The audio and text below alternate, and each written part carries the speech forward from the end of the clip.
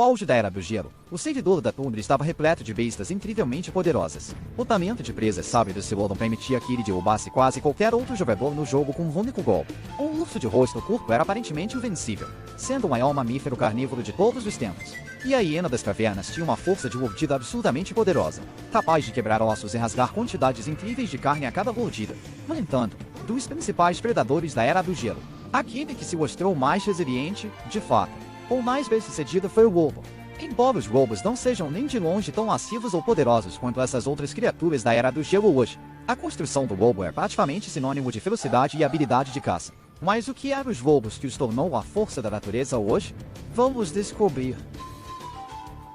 Os lobos fazem parte do arquétipo carnívoro, que se tornou popular durante a atualização do Eoceno. O principal talento desse arquétipo é algo chamado dentes carnossais, um traço que melhora muito a capacidade das construções carnívoras de consumir alimentos. Em vez de precisar engolir as coisas inteiras ou derrubar sem misericórdia até que elas se desmanchem, os dentes carnossais permitem que o jogador arranque pequenos pedaços de carne, o que pode parecer uma coisa pequena, mas, na verdade, abre muitas novas oportunidades para estilos de jogo carnívoros, incluindo para vasculhar carcaças e compartilhar presas maiores entre os companheiros de equipe. O arquétipo carnívoro é dividido em duas principais facções, filiformes e caniformes. Existem muitas diferenças entre os dois, mas tentarei simplificá-las em como as diferenças se manifestam na prática. Em sua essência, os filiformes estão adaptados para serem predadores de emboscada hipercarnívoros, enquanto os caniformes são mais generalistas por natureza. Isso é mais evidente em seus focinhos, que têm formas e comprimentos diferentes. Os filiformes tendem a ter focinhos mais longos e menos compactos. Isso lhes permite carregar uma ampla gama de diferentes tipos de dentes, adequados para o estilo de jogo mais onívoro. Você tem alguns dentes para causar dano, alguns para cortar carne, alguns para triturar ossos ou nozes, e até alguns para mastigar fibras vegetais. Enquanto isso, os filiformes têm focinhos mais curtos, o que lhes permite ter uma força de mordida maior, mas os limita a ter praticamente apenas dentes destinados a causar dano ou cortar pedaços de carne. O focinho mais longo dos caniformes também lhes dá outras vantagens. A cavidade nasal maior permite que eles respirem de maneira mais eficiente e absorvam mais oxigênio. Isso dá aos caniformes uma resistência muito maior, permitindo que eles corram por distâncias muito maiores sem se cansar. Também facilita seu sentido de olfato vastamente superior, o que lhes permite rastrear presas, vasculhar por comida e encontrar companheiros de equipe. Portanto, faz sentido que praticamente todas as construções filiformes sejam predadores de emboscada, enquanto os caniformes podem ser qualquer coisa, desde construções marinhas acrobáticas até herbívoros lentos e robustos. Focando mais especificamente nos lobos, quase tudo que eu disse até agora sobre a construção filiforme se aplica aqui. Mas para uma análise mais detalhada, vamos dar uma olhada nas estatísticas base do lobo. Por mais ferozes que os lobos sejam considerados, sua estatística de poder é bastante mediana para um predador de topo. Os lobos não vão derrubar nada maior que um coelho com seus ataques de mordida, e devido à não letalidade de suas garras, também não vão causar muito dano com seus golpes de pata. E ainda assim, eliminar jogadores acima de sua própria classe de peso é um aspecto característico da estratégia do lobo. Isso é geralmente feito encadeando sequências de ataques de mordida para infligir a condição de status de perda de sangue, que deia na saúde e a resistência do alvo ao longo do tempo, quando executado corretamente por um bando de lobos. Isso pode derrubar basicamente qualquer coisa, não importa o quão grande seja o alvo. Mas, obviamente, como esse não é um processo rápido, há muito espaço para eles. Então, vamos ver como os lobos lidam com o recebimento de dano em vez de causá-lo. Devido à sua estatística de defesa mais baixa, os lobos vão depender principalmente de sua agilidade para evitar danos. Eles não são totalmente indefesos.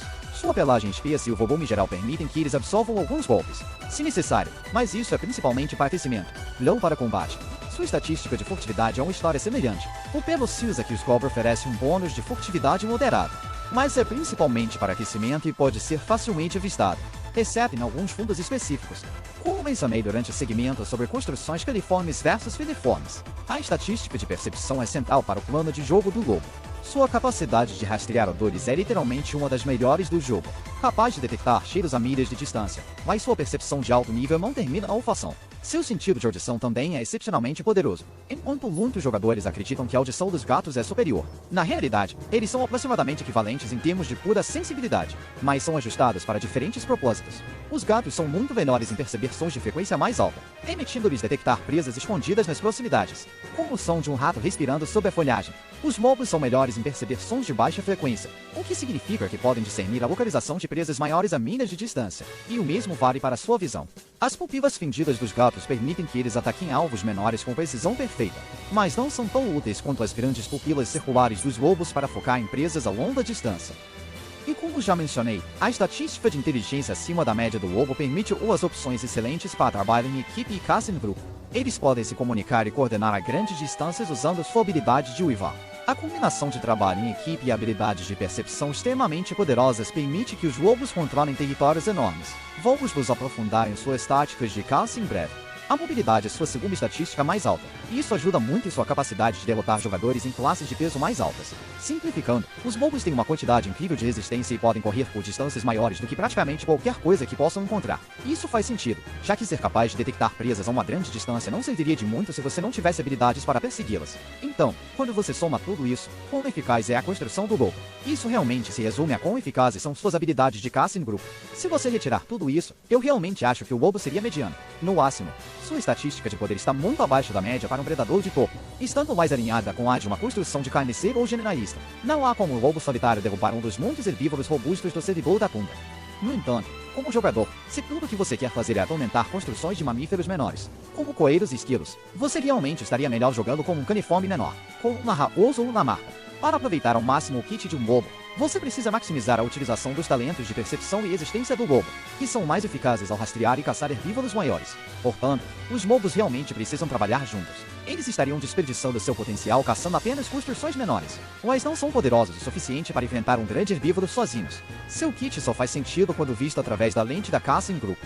E de fato, a letalidade das táticas de caça em grupo do lobo é inegável. Através de ataques coordenados e um kit inteligente, os lobos conseguem provar que suas equipes são muito mais coesas do que as de seus alvos e separam membros vulneráveis de suas equipes. E a partir desse ponto, é realmente apenas uma questão de esperar. Agora, vale a pena notar que mesmo em grupo, muitas vezes ainda é arriscado atacar imprudentemente um herbívoro robusto. Os jogadores que jogam como lobos tendem a atacar apenas um alvo em fuga. Então, enquanto eles mantiverem sua posição, não devem sofrer dano.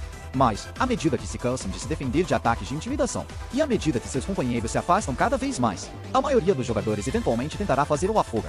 E é aqui que a matilha de lobos começará a causar dano. Ao revezar-se atacando a parte traseira repetidamente, eles eventualmente infligem o efeito de status de sede de sangue, que drena lentamente a saúde do alvo, levando a um game over garantido. Momento em que toda a matilha divide o loot. Isso é o ver por si só, mas onde isso realmente se torna quebrado é quando você reexamina a mesma tática através da combinação do lobo com um humano. Porque todas as coisas que fazem a caça em grupo dos lobos funcionar na verdade funcionam ainda mais eficazmente quando emparelhadas com um humano. Os lobos e lobos são semelhantes em que ambos são corredores excepcionais de longa distância, permitindo que eles mantenham naturalmente o mesmo ritmo e evitem desacelerar um ao outro. Mas além de ter talentos semelhantes, eles também cobrem as fraquezas um do outro e preenchem as maiores lacunas nas estratégias de caça um do outro. Os humanos não têm a mesma estatística de percepção que os lobos têm, embora possam usar sua inteligência para, de certa forma, suplementar seu fraco sentido de audição e olfato. Realmente não há substituto para ter um companheiro que pode focar em um cheiro à distância e nunca perdê-lo. Mas por que os lobos precisam de humanos? Você pode se lembrar que, quando os lobos caçam, muitas vezes podem chegar a um impasse devido à sua falta de capacidade de causar dano letal rapidamente. Os humanos não têm essa limitação e podem facilmente quebrar um impasse usando uma de suas armas de projéteis. O mesmo é verdade na defesa. As habilidades sensoriais do lobo podem detectar a aproximação de um inimigo perigoso e alertar os humanos sobre a ameaça iminente, uma ameaça que os lobos sozinhos teriam dificuldade em afastar. E assim, jogadores de lobo doméstico e caçadores-coletores humanos naturalmente formaram uma força imbatível que durou através de vários patches de balanceamento, incluindo o fim da Era do Gelo e o começo do Antropoceno. Eventualmente, após passar tanto tempo cooperando, muitos jogadores de lobo começaram a especializar seus personagens especificamente para melhor sinergizar com humanos, com uma aura de regeneração de saúde mental passiva e maior inteligência, além de melhores habilidades de comunicação, que lhes permitiram lidar com comandos mais complicados, eventualmente renomeando completamente sua construção de lobo para campo. E por causa de sua otimização para colaboração, mesmo quando os humanos fizeram a transição de seu estilo de jogo de caçador-coletor, os cães ainda permaneceram uma escolha relevante de alto nível para sua composição de equipe. Isso não quer dizer que a única boa combinação entre espécies do lobo seja com um humano. Porém, entre a base de jogadores que permaneceram selvagens, uma combinação sólida é como o corvo ou a beária.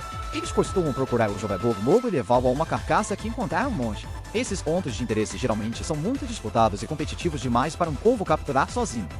Então, em troca de levar o lobo até lá, o lobo afastará os outros jogadores e compartilhará os restos com o pássaro. Mas, de qualquer forma, em resumo, os lobos quebraram o jogo ao encontrar a composição de equipe perfeita e serem a escolha número 1 de membro de equipe para a construção mais poderosa que o jogo já viu. Eles já eram debativelmente OP apenas caçando em matilhas de lobos, mas estavam pelo menos um pouco controlados por seu dano mediano. Mas quando essa limitação é mitigada, suas habilidades de rastreamento e caça são verdadeiramente injustas de se jogar contra. E é por isso que, apesar de eu ter dado aos lobos apenas uma classificação de esteja na minha lista de níveis de canídeos. Pouco emparelhados com a humanidade, eles são legitimamente quebrados, dando aos cães a classificação de S.